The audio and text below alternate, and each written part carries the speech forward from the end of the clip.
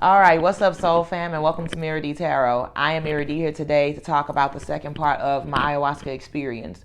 So where I left off last time, I talked a lot about what my life was like before ayahuasca, how my habits were, different things that I struggled with, different like mental, like depression, anxiety, self-worth issues, all of that stuff and everything. And drinking, I was a huge, crazy alcoholic. Like, just drink until I pass out, and then wake up in the middle of the night, take shots, drink some more, like that type of thing. But it wasn't all bad though, so I don't want to make it sound like my life was so super awful or whatnot, because I still was in touch with parts of myself in that previous stage as well. I was still in that dark stage, in that dark time. I was still able to bring laughter and healing and to create, and I became a rapper, and I became an artist, and I did a lot of different things during that period of time.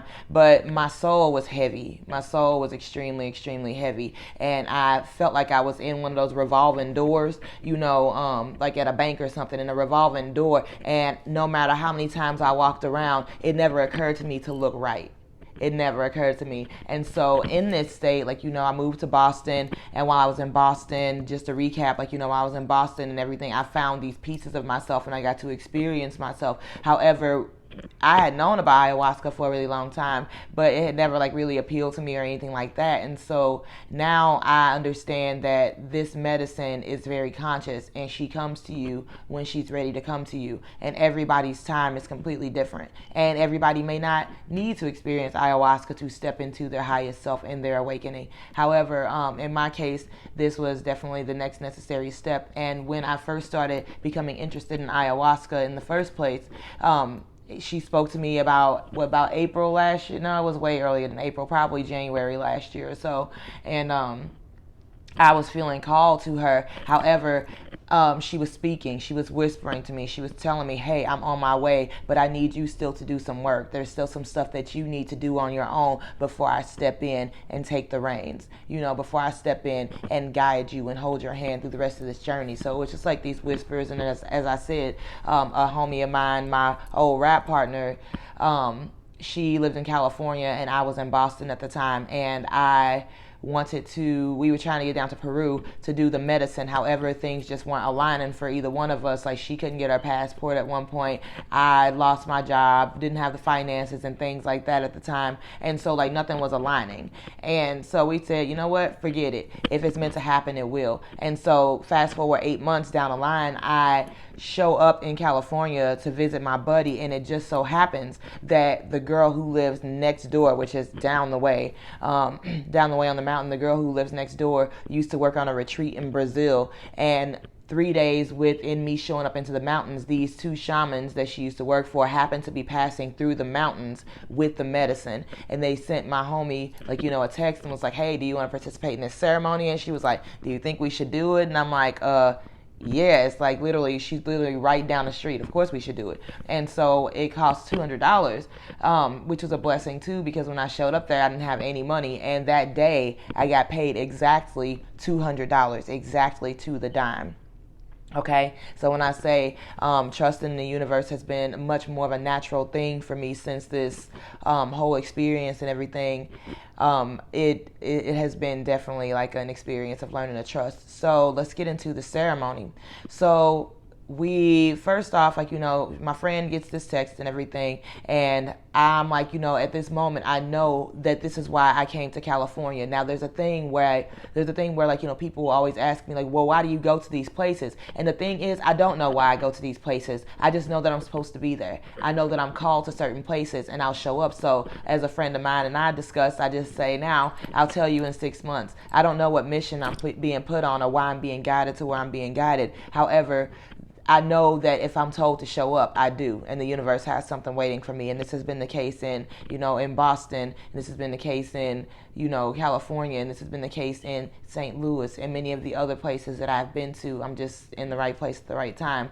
But it's not really that. It's more so that I'm able to hear the soul calling, And so anyway, I show up in California, a little bit of a backstory, which is gonna play into the rest of the story, y'all. So I'm not doing nothing for no reason, kind of, acting in the way of the universe. Everything that I'm putting in place right now has a purpose later on that you might not understand just yet. So getting to the mountains and everything, I get there, I show up. I had been sober for a month at the time, and coming back to, like, I had stopped in St. Louis, so I left Boston, stopped in St. Louis, went to Georgia, stopped back. Georgia was where I was sober, stopped back in St. Louis, and once I stopped in St. Louis, like, of course I went back on my benders. Of course I went and got back into old habits. Of course I started to seek comfort and, like, all of the things that made me actually feel terrible when I was here, And so when I left here and went to California,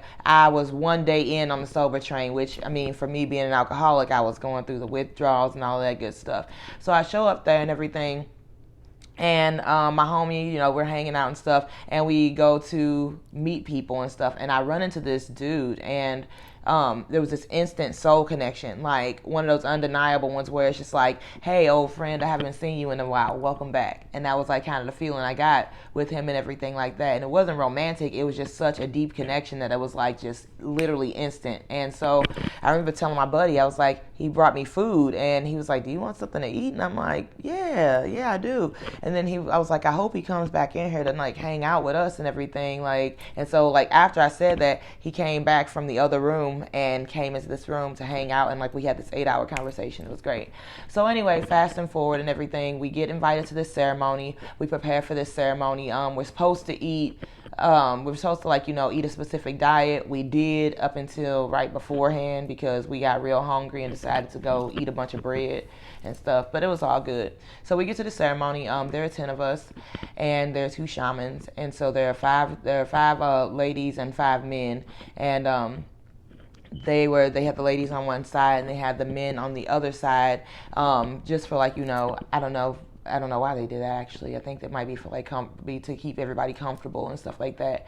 And so I was sitting kind of like at the head here, and the shamans were sitting, like, across from me here. And so I said my intention at the beginning of this was to remove anything that kept me from living in my highest purpose and living in my highest truth, and to experience unconditional love.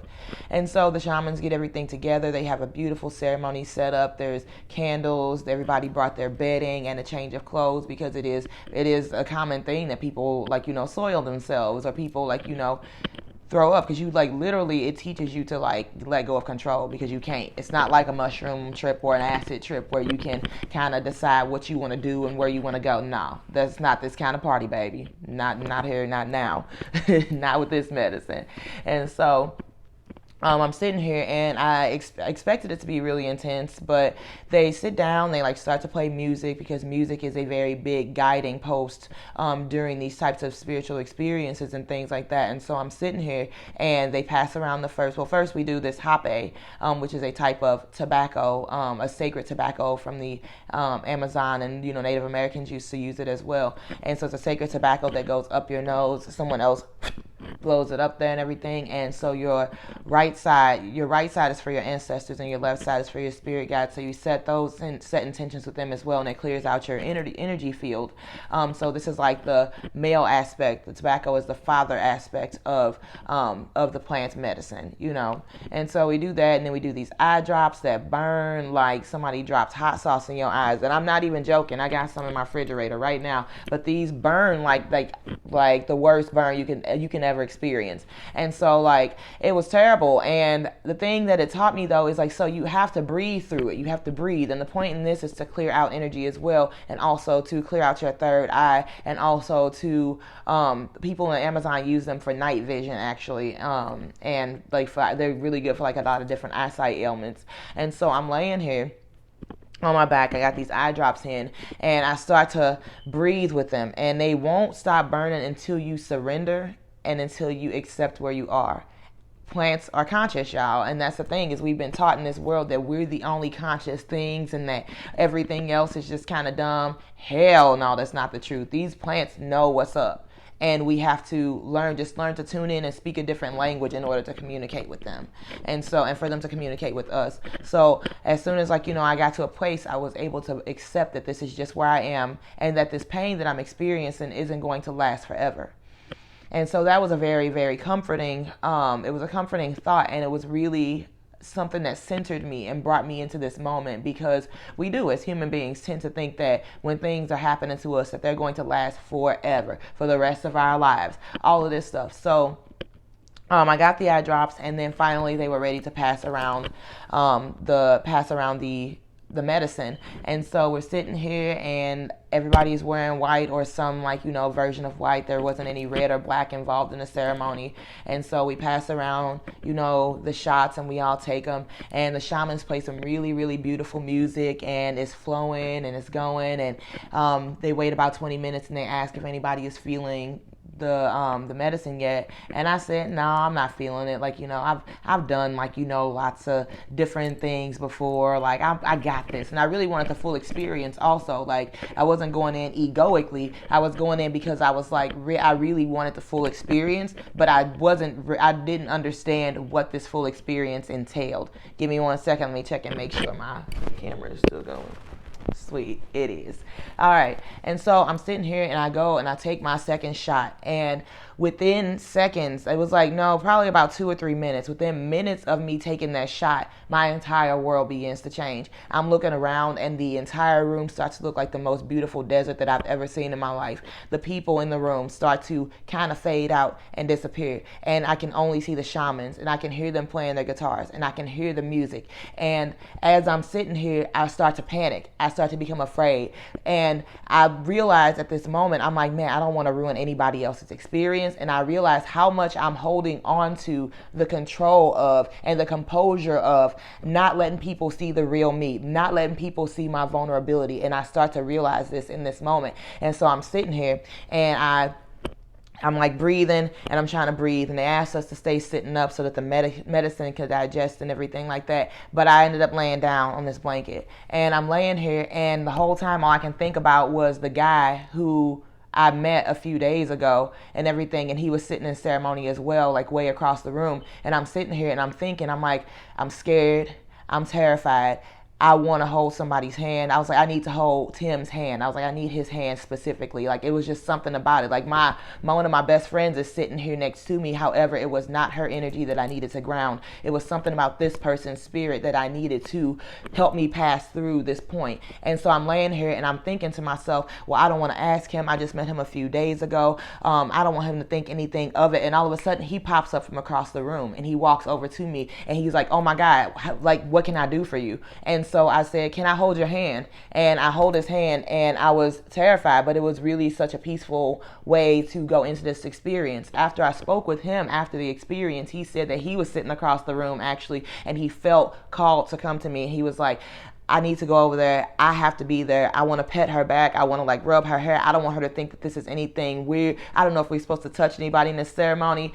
F it, I'm doing it. And so he, like, came over to me, and actually, like, that moment really was such a powerful lead into my experience, because just the simple fact that I was suffering, and the simple fact that I was going through such a terrible, hard time at that moment, and being able to do something that I've never been able to do in my life, which is ask for help when I'm hurting. And just a simple act of human kindness, and being able to get the hand of someone who just says, sure, I got you, you hurting, was such a powerful beginning to, like, my journey.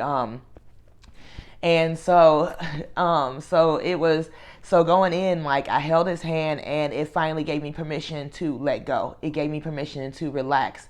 And so I go into, like, this space, and I fall into the darkest, most scary place that I've ever been in my life. It is dark. It is lonely. I am alone. I am terrified, and I have no idea, like, what to do at this moment. So I'm, like, in here, and I'm not in the physical realm anymore. At this point, I'm in some little box, and I realize that this lonely, dark box is a place that I've put myself because I've been trying to protect myself.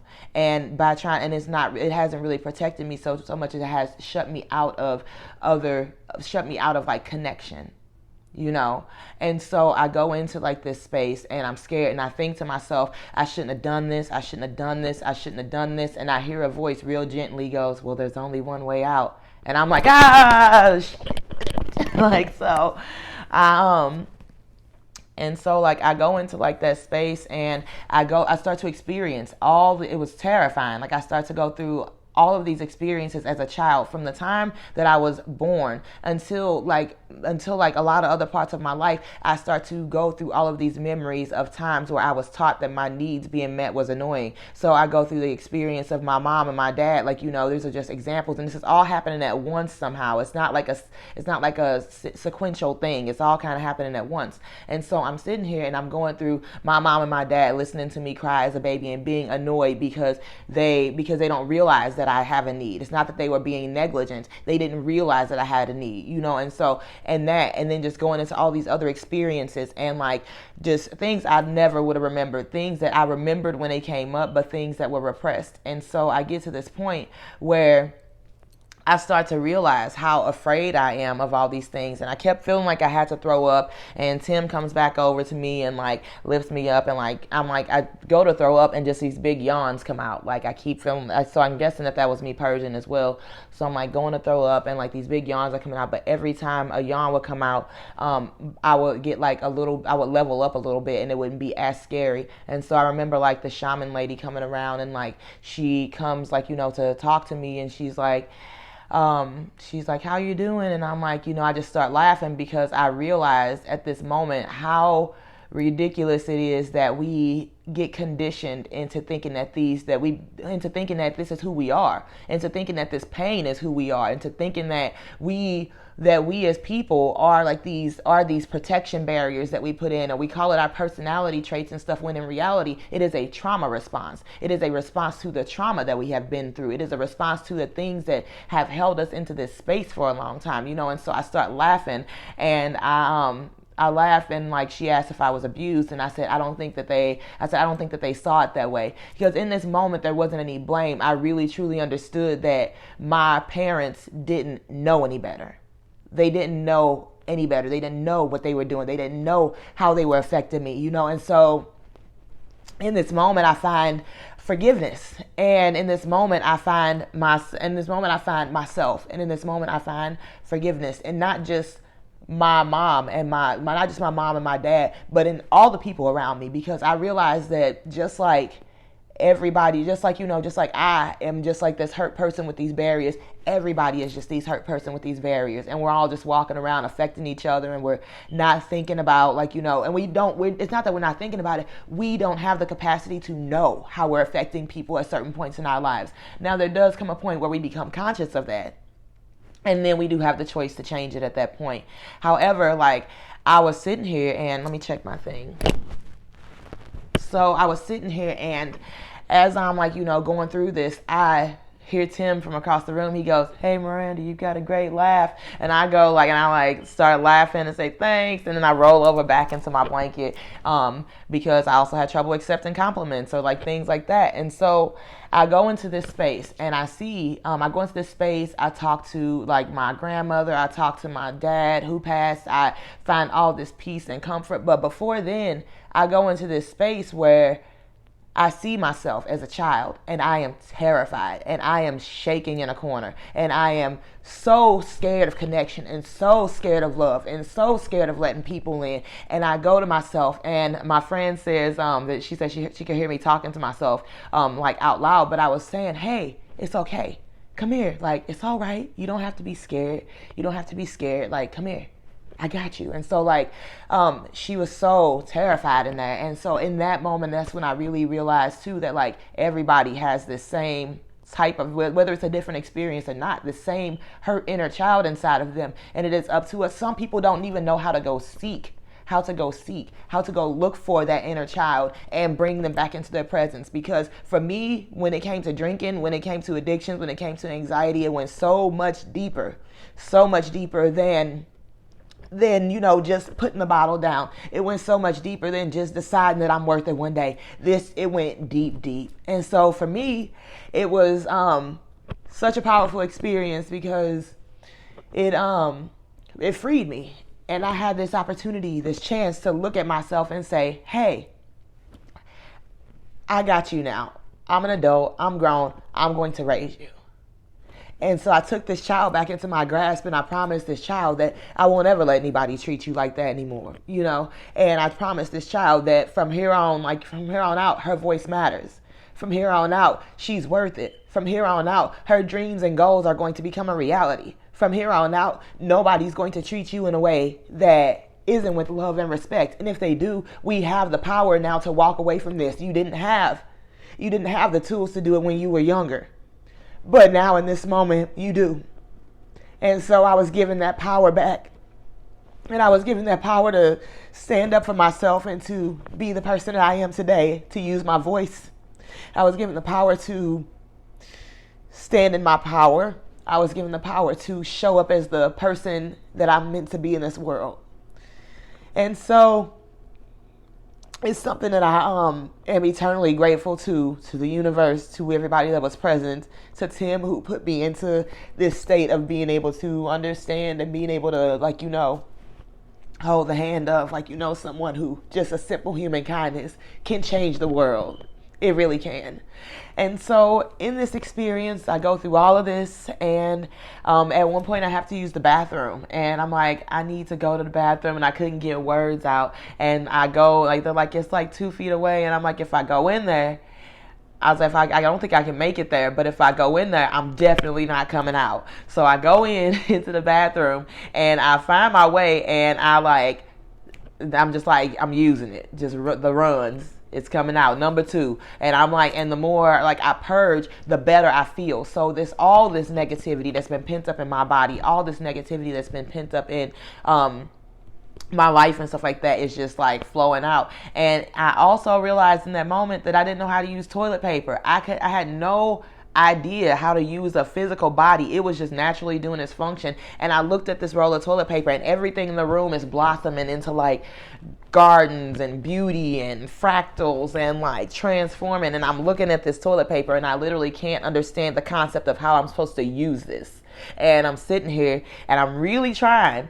And finally, I guess like muscle memory, I like get the toilet paper and I do the best wipe that I can.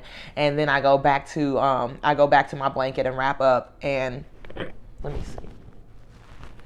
And I go back to my blanket and I wrap up. And so after I do that, I'm like, so I go back to my blanket, I wrap up. After I do that, I'm hanging out, and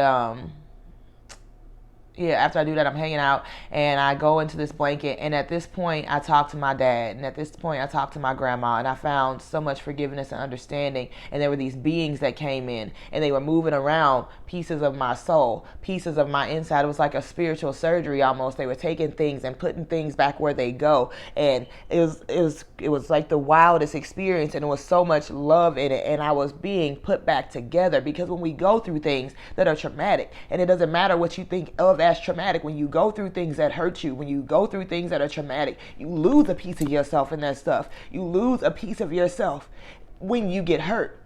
And then you have to get those pieces of your soul back in order to be able to walk this world in your full power.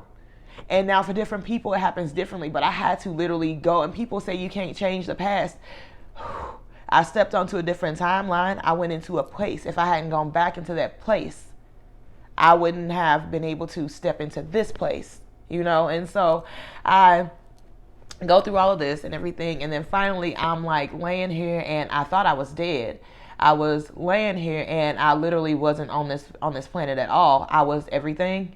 And I was everything. I was back in the dark place, but it was not scary this time. It was comfortable. It wasn't like I was a part of everything. I literally was everything. I was just in the grand flow of life and of the universe, and I just moved with it, and I was just there, and I was comfortable, and I was peaceful. And I thought to myself, and I was like, I must be dead. And I was at peace with that. And I thought about my kids and my family here and stuff though, but this was this was peaceful, you know. And I tried to think about, I was trying to, then I was in space, because then I was out in space and I could see the earth from an outside perspective, and it was super far away. And I was trying to imagine the concept of being a human on earth, and the concept was so small that I couldn't even grasp it. Like, the concept was super tiny, super small. And so, like, I couldn't even grasp the concept of speaking a language, or the concept of being this person, or a concept of being separate from anything. And so it was like trying to imagine like a germ, like, you know, a piece of bacteria, something like that, like their life. You can't, like, you know. And so I was like, then I was at some point where I was way outside the universe. It felt like outside the universe in this white space. And I was like confused, because I was told that the universe didn't have an edge, but I definitely experienced an edge. And then I was back in the womb.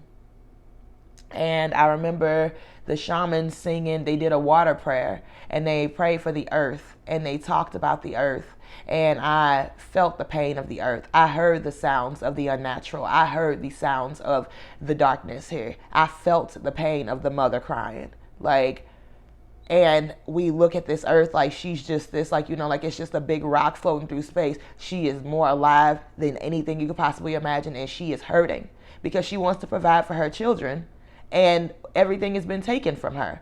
We got lawns outside instead of fruit trees. The Mother Earth could provide us with more than we could ever possibly imagine, more than we could ever ask for, but her rights have been taken away. Something is out here destroying her. And so I felt her pain, and I felt her cry. And the shamans did this beautiful, beautiful prayer about the water, and how we're 70% water, and how the earth is 70% water, and how water connects all of us, and how water sustains life, and how we are born of water. And something came alive in me. And I was like, just really looking at like how connected everything is. And it was just there's life here, and there's a universe that loves us and cares about us. There is a earth that loves us and cares about us. We are not alone here. There's not a motherless child in this universe if you tap into nature, if you tap into yourself, if you tap into the way things were meant to be. And so it brought me comfort. And then I was back in this space, and I was back in the womb, and I was born back into my body. At some point I was back in the womb. I was gestating everything, and then like I was born back into my body. And so I popped back into my body, and I popped up from under this blanket, and I go, holy crash course, y'all, to everybody in the room. And they go, oh, welcome back.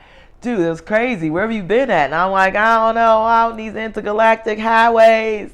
And so like I come back and I look around me, and all of a sudden I'm able to experience the beauty of what it is to be exactly who you are. I look around this room, and I see all these people, and I see all these people sitting around this room, and I realize how important it is to be, for each and every person in this world to be exactly who they are. I look around this room, and I see Sean and Tim and all of these people and Chloe, and I'm like looking at all of these people and thinking about how important it is for like each person was brought here with a special gift. There will never in the whole history of the universe be another person and energy specifically made like you. And we spend our times being put up under these like, you know, stresses, and up under these like, you know, traumatic things and everything that break us down from that. And we have all these things that keep us from that. We're molded into this box, and we're told we should be this. No, honey, whatever you are truly at heart by nature, whatever you aspire to be, you already are by nature. Whatever you are in here from the soul, whoever you were born in this world to be, everybody needs to be that. And that is where the real beauty is. Because like I'll say about all those people that I met there, I've met people in the world who I'm like, oh, I've met plenty of people who are like them. I've never met another person like the people, and I will never meet another person like the people who were in that ceremony, because it was a vulnerability and we saw the souls of each other. And not saying that in a spooky, ghostly type of way, but just saying like, it's just important for us to be who we are. So I look around this room, and I recognize like how beautiful everybody is, and like how important it is for everybody to show up as who they are in this world. And I am overwhelmed with the feeling of unconditional love.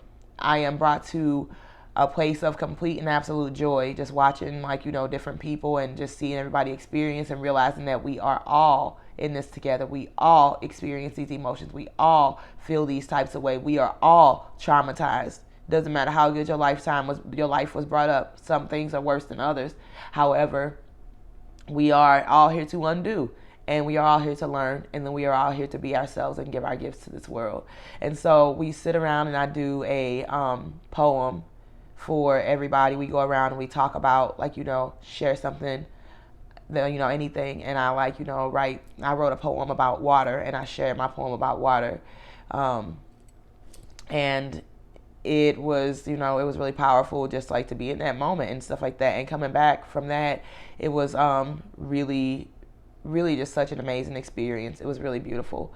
And that was the experience. After that, we all connected. I got up and gave Tim a giant hug. I talked to all the people and a bunch of the people in the ceremony, and those people will forever, like they said at the beginning of the ceremony, that the people that are here, we will be friends before this, and we will be family afterward. There is a type of vulnerability that comes in a situation like that comes in a ceremony like that you people are always connected. And so there's a very special place in my heart for all the people who sat with me that night, and all the people who brought their love and their energy there, and definitely for the shamans who were there to guide me and the rest of us in this journey of finding the self. And all I can say right now is that, my life has increased substantially since that. It has been the most amazing. I am at a year now, and I'll come back with another video telling y'all all about what my life has been like since that experience. But I really wanted to share this with y'all, and I wanted to say thank you all for listening and for sitting through this with me and everything. And I'm grateful that I'm finally at a place where I'm ready to share this experience with y'all. Thank you so much for being here. I'll see y'all in my next video about my life after ayahuasca. So until then, peace.